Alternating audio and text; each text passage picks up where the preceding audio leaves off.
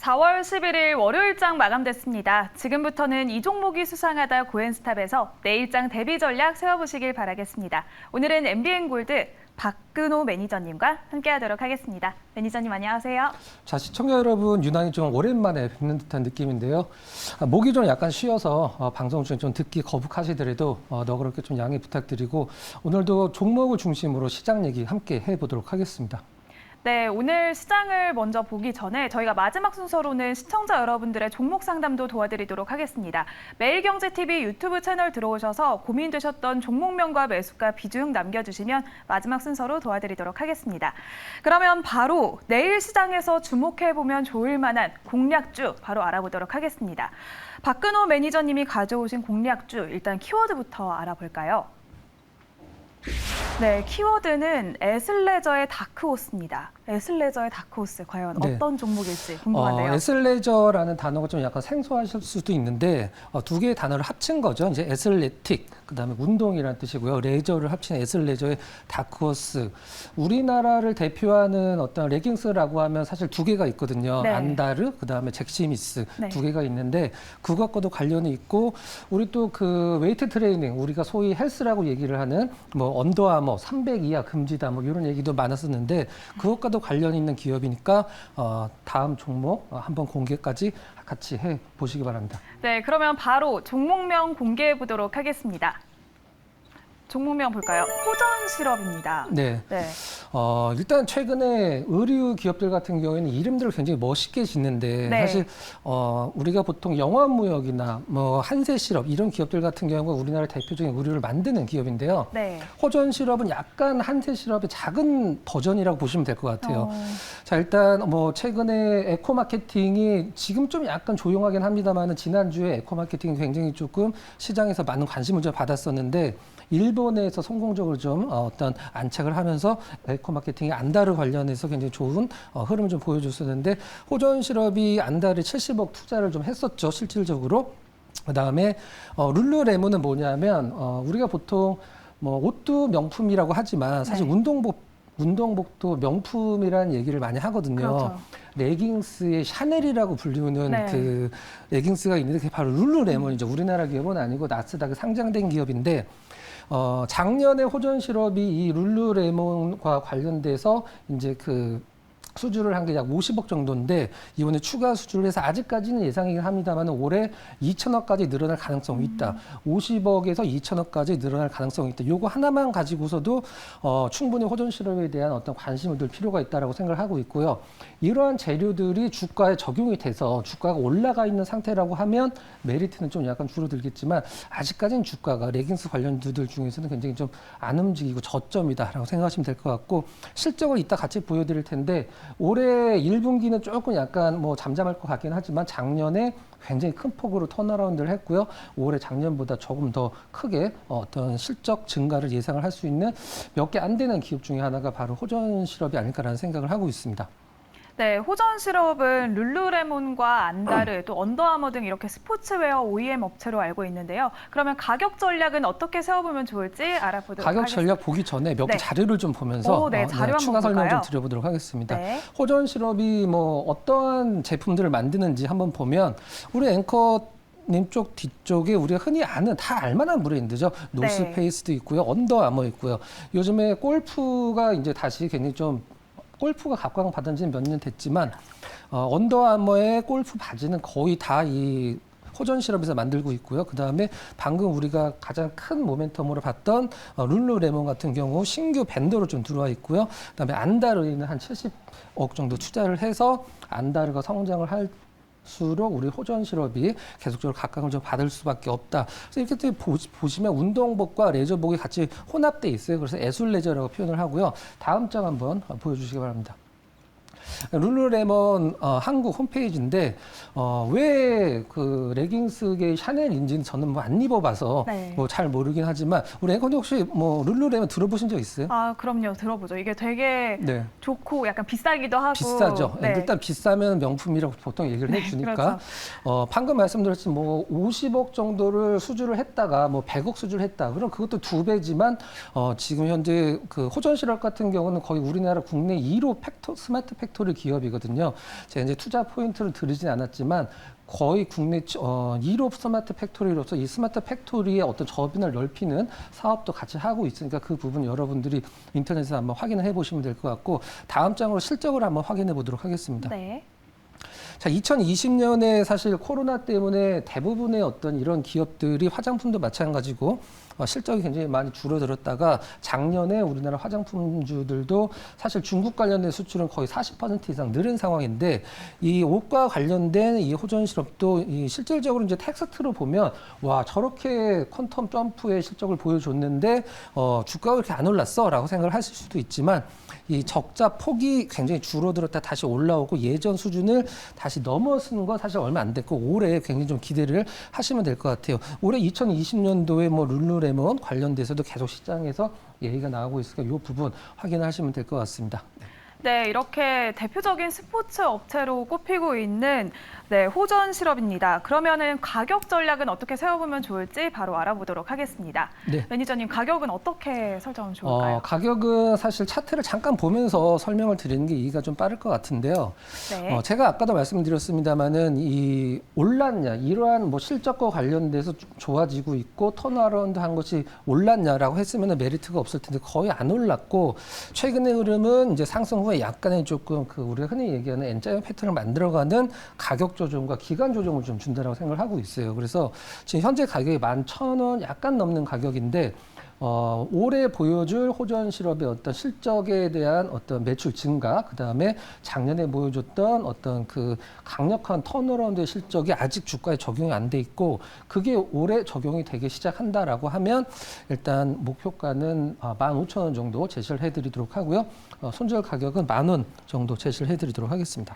네, 호전 시럽은 리오프닝으로도 조금 더 기대를 해볼 수 있을 것 같은데요. 일단 좋은 실적이 있기 때문에 매출이 증가될 수 있을 거란 기대감이 모아지고 있습니다. 먼저 목표가는 15,000원으로 잡아드리고요. 손절가는 10,000원으로 가격 전략 세워주셨습니다. 그러면 이번 주는 또 시장이 또 흐름이 어떻게 이어갈지 투자 전략도 바로 세워보도록 할 텐데요. 네, 박근호 매니저님이 보신 이번 주 투자 전략은 어떻게 될지 알아보도록 하겠습니다. 네, 성장주 대 가치주, 시소게임이라고 불리는데 정말 어디에 가치를 두면 좋을지라고 보이고요. 일단 네. 뭐 그 다음은 차례대로 말씀드리도록 하고 일단 뭐 그 매주 나와서 전략을 제시를 하고 이런 것들을 말씀드리는 건 사실 개인 투자자들도 마찬가지고 기관 투자자들도 마찬가지고 매주마다 매 달마다 이걸 바꿀 수는 없거든요. 내 계좌가 모의 투자처럼 하다가 잘못되면 다시 리셋, 다시 시작한다 이런 식으로 할 수 없기 때문에 근데 시장은 분명 방향성을 좀 주고 있긴 합니다.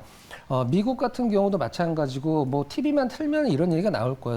금리 인상으로 인해서 성장주들의 뭐 어떤 그 성장률이 둔화가 됐다 이런 얘기도 있고 그리고 성장주들이 힘들면 무엇을 사야 되냐 가치주를 사야 된다 그것을 모르는 사람들은 사실 시장에서 아무도 없다라고 생각합니다. 근데 그런 전략들을 내 계좌로 내 포트폴리오로 적용하는 데까지는 굉장히 힘들고 어떻게 보면은 불가능에 가까울 수도 있습니다. 새로 시작하는 사람 주식을 새로 시작한다라고 하면 뭐 지금 성장주보다는 가치주가 좋대나 그런 가치주 위주로 포트폴리오 이건 되지만 뭐 1년, 2년, 3년 오랫동안 주식을 하셨던 분들 같은 경우에는 엄밀히 말해서 사실 실질적으로 몸에 와닿지는 않을 겁니다. 근데 지금 시장을 보는 시선은 좀 러프하게 두 가지로 나눈다라고 하면 시장이 언제 반등을 주냐라고 하면서 매일 아침에 주가를 체크를 하고 답답함을 느끼는 투자자분들이 반 정도 될 거라고 생각을 하고 있고요. 여러 가지 지표들이나 현재 시장 상황을 고려를 했을 때 올해는 당분간 좀 큰 기대 안 하고 보수적으로 시장을 봐야 되겠다. 뭐 특별한 반등이 안 올라도 뭐 크게 떨어지지만 않았으면 좋겠다라고 생각을 하시는 보수적인 투자자 두 부류로 나누어진다라고 생각을 하는데 두 부류 모두 어느 쪽 하나가 딱 맞다 틀리다라고 얘기를 하긴 좀 힘들 것 같아요. 하지만 시장이 주는 경계의 어떤 그런 알람들을 개인 투자자분들이나 뭐 사실 기관도 마찬가지고 외국인들도 마찬가지입니다. 무시를 하는 경우가 있거든요. 일단 코스닥 지수 같은 경우 지금 양적 긴축이라는 단어가 14년 만에 양적 완화를 마치고 처음 등장을 했잖아요. 네. 근데 실질적으로는 양적 긴축이 이번이 처음이 아니거든요. 2017년도에 2018년도까지 양적 긴축을 약간 들어갔었습니다. 그때 미국 시장도 굉장히 그 롤러코스터 장이었고요. 결국엔 2018년도 하락장으로 마감을 했고 우리나라 시장도 2017년, 2018년도 굉장히 힘든 장을 겪었습니다.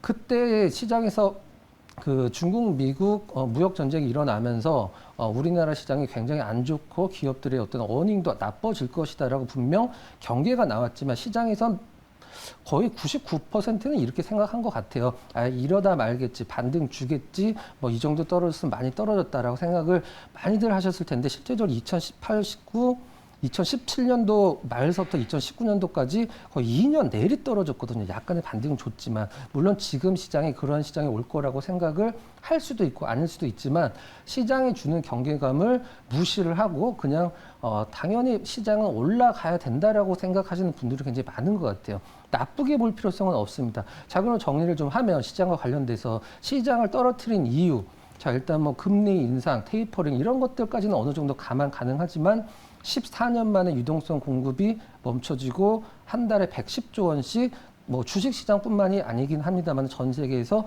돈이 줄어든다라고 했을 때 주식시장이 뭐 그렇게 좋다라고 생각을 할 수는 없겠죠. 하지만 이러한 어떤 뭐 금리 인상, 인플레이션 이런 것들을 만든 가장 큰 이유가 코로나고 지금 우크라이나 러시아 전쟁이기 때문에 이런 것들이 어느 정도 시장에서 해결이 돼 나간다라고 하면 사실 미국 연준 같은 경우도 무턱대고 이 양적 긴축을 하진 않거든요. 시장 상황을 봐가면서 이제 그만해도 되겠다라고 생각을 할 수도 있는 상황이 오면 이제 그만하거든요. 이런 것들. 그리고 지금은 적극적인 긴축이 아니라 보수적인 긴축 정책이 먼저 전략적으로 대두가 되고 있는 상황이기 때문에 너무 걱정은 하지 않으셔도 될 것 같습니다. 하지만 그냥 시장은 무조건 올라가야 된다라는 생각을 하시는 분들은 조금 힘든 시장이 당분간 올 수도 있지 않을까라는 생각을 하고 있고요. 네. 대형주보다 중소형주, 우리 뭐 개인 투자자분들 서학개미 운동, 동학개미 운동에 가장 많이 산 종목 15개씩 대표적인 종목이 있어요. 네. 30개 종목이 되겠죠. 작년에 딱 한 종목 빼고 다 손실입니다. 통계적으로 봤을 때. 그럼 한 종목은 어떤 건가요? 테슬라죠. 아, 테슬라 네. 빼고 다 손실이에요. 30개 종목이. 미국에 투자한 종목 대표적인 많이 산 종목 15개 중에 테슬라 빼고 다 손실.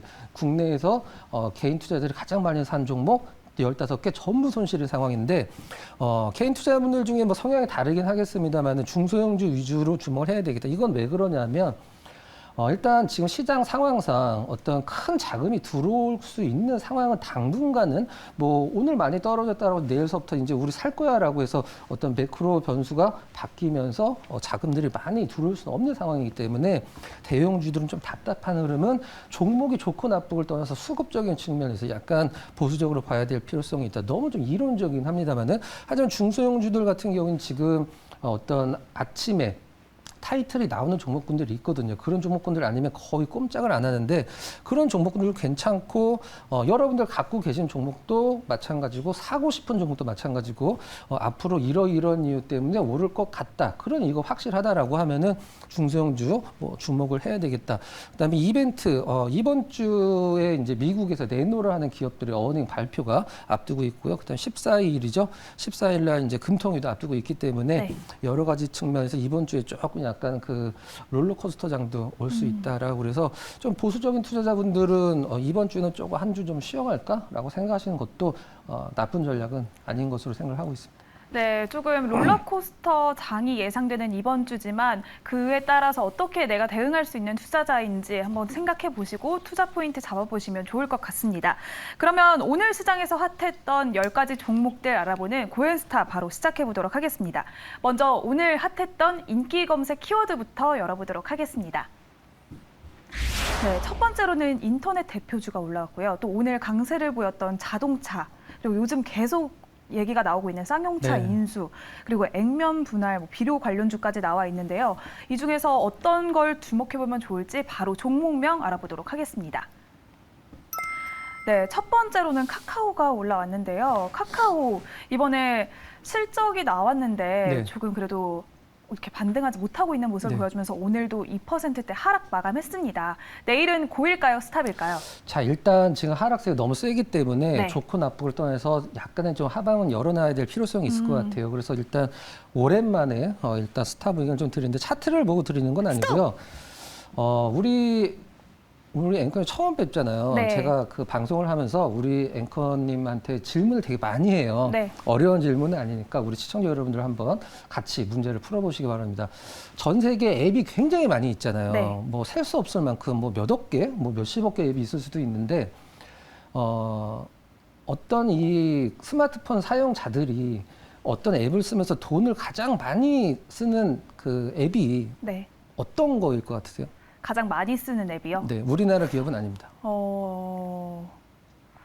우리나라 기업이면 유튜브? 카카오톡일 것 같은데 네. 유튜브일 것 같기도 하고요. 유튜브. 아니면 게임? 유튜브는 2등이고요. 네. 게임주는 상위권에 있지도 않습니다. 오. 1등이 뭐냐면 1등이 틱톡이에요. 아. 1등이 틱톡이고 2등이 유튜브인데 네. 6등이 카카오가 갖고 있는 기업입니다. 오. 그게 뭐냐면 이제 일본에서 웹툰 서비스를 하고 있는 피코마라는 기업이 있어요. 네. 그게 전 세계 앱 중에서 사람들이 돈을 가장 많이 쓰는 앱 6등이에요. 실질적으로는. 근데 그 일본에서 그 시가총액을 한 8조 원 정도 지금 뭐 잡고 있는데 네. 카카오가 지금 시총이 한 40조 정도고 네. 네이버가 한 50조 정도예요. 네. 근데 네이버는 영업이익이 1조 원 밑으로 떨어진 적은 없습니다. 근데 네. 카카오 같은 경우는 1조 원 이상으로 올라간 적은 없죠, 실질적으로. 근데 이 연도별로 카카오의 실적을 보면 굉장히 뭐 이게 뭐 정상적인 기업이 맞나라고 할 정도로 막 중소형주들 같은 경우 돈을 많이 벌었다가 뭐 적게 벌었다 할 수는 있는데 실적으로 보면 굉장히 크게 성장을 하고 있습니다, 실질적으로는. 네. 하지만 지금 삼성전자와 카카오의 어떤 주주분들이 봤을 때 가장 답답한 게 뭐냐면 삼성전자 역사상 최고가에 있었을 때 영업이익이 9조 원 정도거든요. 근데 이번에 발표된 게 약 13조, 14조 정도. 네. 5조 원 정도가 늘어났는데 주가는 거의 뭐 2년 6개월 내 최바닥이에요. 네. 그러면 과연 무엇을 봐야지 우리가 보통 주식을 분석을 했을 때 그 기업을 실적을 분석하고 미래 성장성을 분석을 해서 싸다라는 그 결론을 내리기 위해서 분석이라는 걸 하는 거거든요. 근데 카카오가 지금 싸냐 안 싸냐, 사실 네이버도 마찬가지긴 한데 미국의 대표적인 플랫폼 기업 구글은 사실 지금 주가 흐름이 그렇게 많이 처지진 않았어요. 견조합니다. 근데 일단 예전에 페이스북, 지금 이제 메타죠. 메타 플랫폼의 주가 흐름 보면 네. 사실 메타 플랫폼 굉장히 많이 떨어져 있거든요. 네. 그러면 뭐 그들의 기업이 떨어져서 카카오, 네이버가 떨어진다. 사실 그것도 틀린 말은 아니거든요. 네. 근데 그동안에 카카오가 고점 대비 지금 저점 대비해서 지금 현재 주가를 대비해서 뭐 실적이 막 뭐 몇 달 전이랑 지금 뭐 그렇게 많이 틀려지진 않았지만 온기 실적으로 봤을 때 분명히 굉장히 크게 성장을 하고 있는 건 맞아요. 네. 근데 지금 현재 시장 상황을 봤을 때 과연 실적이 주가 흐름을 움직일 수 있는 상황이냐, 그걸 봤을 때는 조금 좀 퀘스천 마크거든요. 네. 그건 뭐 굉장히 많은 기업들도 있습니다. 뭐 삼성전자도 그렇고 하이닉스도 그렇고 현대차도 사실 마찬가지긴 하고요. 네. 카카오, 네이버도 마찬가지입니다. 근데 이 우리나라 대표 플랫폼 기업이면서 우리나라 어떻게 보면 대표 성장주 중에 하나예요. 네. 실질적으로는. 근데 과연 시장에서 언제 카카오가 바닥을 잡을 것이냐. 물론 바닥은 이미 잡고 많이 올라오긴 했었습니다만은 최근에 미국의 기술주들, 성장주들, 뭐 금리라는 핑계를 통해서 많이 떨어지면서 이 카카오에 대한 투자 매력도가 좀 많이 좀 떨어진 것 같아요. 그럼 우리가 여기서 생각해야 될 거, 메타 플랫폼이 올라가면 카카오가 올라갈 것이냐. 어느 정도 뭐 이론적인 뭐 주식 시장이 이론으로 뭐 움직이는 시장은 아니긴 합니다만은 가능하다라고 생각을 하고 있고요. 일단 카카오 기준에서는 뭐 단기 투자를 하시는 분들은 많지는 않으실 것 같아요. 하지만 작년 초말 정도에 작년 말이 되겠죠. 고점에서 물리신 분들이 굉장히 많으시기 네. 때문에 언제 반등을 주느냐. 사실 그 부분은 저도 사실 궁금하긴 합니다. 근데 카카오가 보여주고 있는 성장성만 본다라고 하면 지금 가격권은 뭐 플랫폼 기업들 미국에서 보통 퍼 30, 40 정도 주거든요. 네. 네이버, 카카오도 지금 퍼가 한 40 정도 수준이긴 한데 그렇게 비싸 보이진 않습니다. 조금 러프하게 신규로 매수하실 분들은 조금 기다렸다가 그다음에 갖고 계신 분들은 카카오의 잘못이 아니라 어떤 매크로 변수 때문에 떨어졌구나라고 생각을 해서 너무 그렇게 염려를 안 하셨으면 좋겠습니다. 뭐 차트는 뭐 좋지는 않은데 미국에서 플랫폼 기업들도 좀 반등을 주면 움직일 가능성이 있다. 그래서 단기적으로는 지금 분위기가 그런 분위기이기 때문에 소나기는 좀 피해가자. 그래서 스탑 의견 드리도록 하겠습니다. 네, 첫 번째 알아본 카카오는 스탑 의견을 주셨는데요. 이렇게 금리 인상이 이루어지고 있는데 당분간 기술주는 상승을 기대하기는 좀 어려울까요? 우리가 보통 뭐 케바케라고 보통 얘기를 하죠. 네. 올라가는 기업도 있고 떨어지는 기업도 있는데 기업 자체적으로 떨어지는 기업들이 있어요. 지금 같은 시장에서 가장 힘든 거 상승장에서도 마찬가지입니다. 내 종목이 올라가는 건지 아니면 시장에 묻어서 올라가는 건지 내 종목이 떨어지는 건지 시장 때문에 묻어서 떨어지는 건지 이걸 판별을 하면 되는데 네. 카카오 뭐 금리 때문에 기술주들의 뭐 어떤 반등이 언제 나올 것이냐 사실 그 부분은 모르겠다라고 제가 판단하는 게 가장 정확한 답일 것 같고요. 네. 일단 미국 쪽에서 어떤 좋은 좀 반등이 나왔을 때 카카오의 움직임을 보는 게 맞을 것 같고 그게 언제냐 그 역시 좀 뭐 미국 시장을 좀 참고할 수밖에 없을 것 같습니다. 기대하기는 어려울 것이냐 사실 뭐 안전하게 가치주를 살 것이냐 뭐 좀 리스크가 있지만 성장주를 살 것이냐 전 주식 시장은 무조건 뭐 한쪽에 치우칠 필요는 없지만 네. 그래도 수익률적인 측면에서는 요 지금 시장의 어떤 소나기가 지나가면 가장 뭐 좋은 어떤 주가 반등을 보여줄 종목군들은 역시 성장주다. 네. 그렇게 뭐 생각을 할 수밖에 없을 것 같습니다. 네, 일단 미국 반응을 보면서 움직임을 조금 더 지켜봐야 할 것 같다는 의견을 주셨습니다. 그러면 바로 다음 특징된 종목 알아보도록 하겠습니다. 두 번째 종목은 현대차 알아볼까요? 현대차가 오늘 하이브리드와 전기차 이런 친환경차가 판매가 증가했다는 소식에 오늘 상승 마감을 했는데요. 내일은 고일까요? 스탑일까요? 자, 일단 뭐 그 의견 드리도록 하고요. 지금 현대차, 기아차 입장에서 하이브리드 자동차 엔진과 관련돼서 엔진오일 증가 관련해서 이슈가 굉장히 크게 있거든요. 실제로 네. 시장에서는 큰 고려를 하진 않는 것 같긴 한데 일단 시장 대비해서 오늘 굉장히 좋았다라고 해서 현대차가 앞으로 계속 올라가겠지라고 생각을 하기는 좀 약간 힘든 상황이긴 하고 이 떨어진 이슈가 우크라이나 러시아 전쟁 때문이라고 한다라고 하면 언젠가는 회복을 해줄 주가이긴 합니다. 근데 실질적으로 지금 어떤 전 세계 가장 큰 자동차 기업인 실질적으로 1위죠. 뭐 전 테슬라가 자동차 기업이라고 생각하진 않거든요. 테슬라는 네. 소프트웨어 기업이거든요. 근데 도요타나 폭스바겐 이런 전 세계 원투톱 자동차 기업들을 보면 사실 토요타 같은 경우는 이 자동차 반도체 수급과 관련돼서 가장 잘 하고 있는 기업이에요. 네. 거의 뭐 그 자동차 반도체 수급에 문제가 없다라는 얘기도 많이 듣는 게 이제 도요타 자동차고 그래서 주가도 가장 견조하긴 합니다. 근데 이 폭스바겐 주가를 보면 사실 현대차 주가랑 별반 다를 게 없거든요. 폭스바겐 주가도 좀 많이 떨어져 있는데 지금 현대자동차의 입장에서 가장 뭐 좋은 건 뭐냐면 이런 거죠. 지금 웬만한 자동차를 주문을 했을 때 뭐 1년 넘게 걸린다고 하는데 네. 자동차 반도체가 부족해. 그러면은 뭐 현대차 입장에서 아반떼를 파는 게 돈이 많이 될까요? 아니면 제네시스를 파는 게 돈이 많이 될까요? 제네시스. 제네시스죠. 네. 당연합니다. 제네시스부터 생산을 하는 거죠. 네. 자동차 반도체가 부족하니까. 그러면은 뭐 물론 뭐 제네시스도 많이 팔리고 어떤 아반떼도 많이 팔리면 좋겠지만 현대차 입장에서는 야 우리 자동차 반도체 부족하니까 제네시스는 출고일이 좀 약간 빠를 수도 있어. 그러니까 제네시스 쪽으로 주문을 해. 이런 식으로 좀 하고 있는 상황이거든요. 네. 실제 제가 현대차라고 해도 그럴 것 같아요. 실질적으로. 네. 그래서 저는 이 자동차 반도체의 문제가 사실 자동차 회사들도 예상을 못했던 코로나 때의 엄청난 판매량이거든요. 그래서 죄송합니다. 자동차 반도체 주문을 발주를 조금 넣으면서 이제 반도체 회사들이 그거에 대응을 하면서 이제 라인이 줄어들었기 때문에 어떤 보고서를 보면 이 자동차 반도체의 수급 문제가 10년까지도 갈 수 있다라고 얘기 좀 나오긴 합니다만은 아무튼 실적은 뭐 굉장히 좋아지고는 있습니다. 근데 어떤 러시아라든가 지금 뭐 중국이라든가 이러한 어떤 잠깐의 어떤 스팟으로 일어나는 문제들은 분명 실적에 영향을 주긴 하지만 실질적으로 제가 현대자동차를 가장 처음에 분석을 했을 때 리포트를 보면서 굉장히 이거는 잘못했다라고 생각한 게 있어요. 그게 뭐냐면 네. 현대자동차 리포트를 보면 환율과 관련돼서 이 증권사나 제도권 애널리스트들이 환율과 관련돼서 굉장히 많은 얘기를 합니다. 네. 물론 관련은 있는데 현대자동차는 수출 기업이 아니에요. 엄밀히 얘기하면. 현대자동차는 내수 기업입니다. 네. 왜 그러냐면 현대자동차의 영업이익은 반 이상을 국내에서 갖고 가거든요. 그래서 국내 판매율이 올라간다라고 하면 현대차 주가는 좋아지고 그게 지금의 상황, 어떤 현대자동차의 실적을 나타내주고 있는 건데 그래서 현대자동차는 어떤 사업 보고서를 보면 외국에서 얼마 벌고 국내에서 얼마 벌고를 발표를 안 했었거든요. 지금은 발표를 하는지 모르겠는데 한동안 발표를 안 했어요.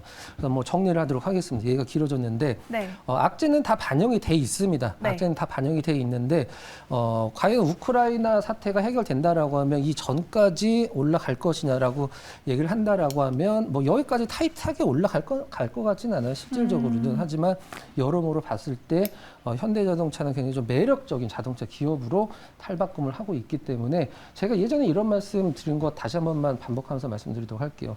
현대자동차는 지금 엔진과 미션으로 굉장히 자동차에 대한 저평가를 받고 있는 기업입니다. 엔진과 미션이 없어지고 있는 상황에서 100년 이상 된 자동차 기업들과의 어떤 경쟁에서 동일선상에서 출발을 하는 거거든요. 네. 너도 모터, 나도 모터, 너도 전기차, 나도 전기차. 즉 현대자동차 앞서가고는 있어요. 하지만 단기일 내에 어떤 고점까지 올라가는 걸 예상하는 건 조금 힘들어 보이고요. 악재들이 다 좀 주가에 적용이 돼 있냐. 저는 거기에 대해서는 예스 의견 드리도록 하겠습니다. 일단 그 의견 드리도록 하겠습니다. 네, 이렇게 현대차가 악재의 영향을 받아서 이렇게 하락을 조금 하고 있는데 이번에 또 중국의 자동차 공장이 셧다운이 됐다고 하는데 그게 네. 현대차 그룹에는 어떤 영향을 줄까요? 상하이 말씀하시는 거죠? 네. 현대자동차 공장은 상하이에 있지 않고 베이징에 있습니다. 베이징에 있는데 지금 문제가 뭐냐면 현대 자동차는 뭐 굉장히 많은 부품이 들어가잖아요. 뭐 네. 몇천 개, 몇만 개 부품이 들어간다라고 하는데 하나만 없어도 생산을 못 하거든요. 네. 근데 중국의 산둥성이라는 지역에 자동차 부품 기업들이 굉장히 많이 있거든요. 근데 네. 거기서 현지 공장에 조달도 하고 국내에서 수입도 하는데 이 산둥성에 있는 자동차 부품 기업들이 셧다운을 들어가는 기업들이 있거든요. 그래서 네. 그것 때문에 부품 조달이 좀 약간 지금 여의치가 않아서 그것 때문에 현대차 공장이 멈출 수는 있어도 현재까지는 어떤 뭐 이 베이징 공장은 셧다운 얘기는 시장에서 오피셜로 나온 뭐 얘기는 없다. 이렇게 말씀드리도록 하겠습니다. 네, 이렇게 현대차는 내일은 고 의견으로 정리해 드렸고요. 그러면 바로 다음 종목도 알아보도록 하겠습니다. 다음 종목은 9번째 있는 이수 페타시스 한번 알아볼까요? 이수 페타시스는 올해 실적이 전망치 대비 되게 좋을 것이다, 또 내년도 좋을 것이다라는 네, 의견이 나왔는데요. 네. 조금 반영되지 못하는 걸 보여주는 것 같아요. 과연 네. 내일은 고일까요, 스탑일까요? 그 의견 드리고요. 오늘 좀 아쉬웠어요. 오늘 한 3, 4% 정도 올라가다가 결국 종가 기준에서는 조금 약보합으로 네. 끝났는데 저희 시간에서도 이수 페타시스 이 종목 제시해 드리면서 좋은 수익을 좀 내드린 적이 있는데 네. 일단 상승 추세는 유지해주고 있습니다. 지금 이수 관련돼서는 일단 뭐 우리가 보통 뭔가를 만드는 기업은 누군가로서부터 이제 발주를 받잖아요. 발주를 받는데 수주를 하잖아요. 수주를 하는데 지금 그 수주 받은 양보다 이수가 생산하는 어떤 제품이 MLB라고 보통 얘기를 해야 되겠죠.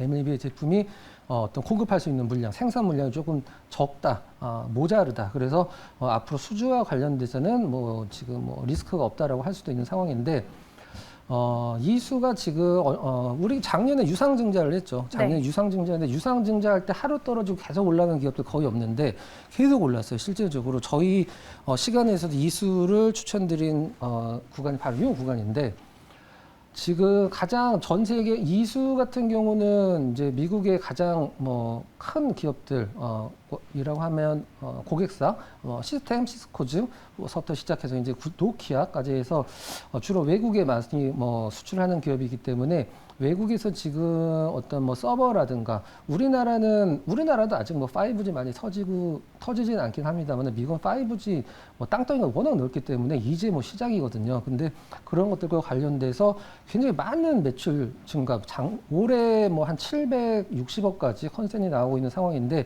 이제 시총이 한 4천억 조금 넘죠. 오늘 이수와 관련된 가장 그 핫한 키워드는 딱 한 글자라고 두 글자라고 생각을 하는데 한 단어 네. 구글입니다. 구글. 그래서 이수가 500억 정도를 투자를 해서 생산 캐파를 늘리는 이유는 구글과 굉장히 구글 클라우드겠죠. 구글과 관련돼서 굉장히 밀접한 관계가 있고 가능성이 높다라는 게 가장 앞으로 이수가 더 오른다라고 하면 그 단어일 것 같은데 한참 이수가 이 좋은 평가를 받았을 때 작년 한 3분기서부터 시장에서 증권사에서 나오는 그 타겟 프라이스가 한 7,000원 정도였었는데 오늘 13,000원까지 그 목표 주가를 높인 게 리포트가 좀 나왔었죠. 오늘 조정 오늘 곧 시초가를 띄웠고 장중에 쳐졌다가 다시 올라갔다가 좀 처진 걸로 제가 좀 봤는데 어떤 기관들의 목표가가 맞지는 않습니다. 실질적으로는. 근데 그것만 맞으면 뭐 주식 투자에서 누가 손실을 보겠어요. 근데 왜 목표가를 높였나라고 생각을 했을 때는 오늘과 같은 조정은 오히려 좀 받아주는 날이 되는 게 좀 맞는 전략이 아닐까라는 좀 생각을 하고 있거든요. 그래서 오늘 좀 아쉬웠습니다. 시장만 좋았으면은 빵 한 번 더 뜰 수 있었는데 보유하신 분들은 보유하도록 하고요.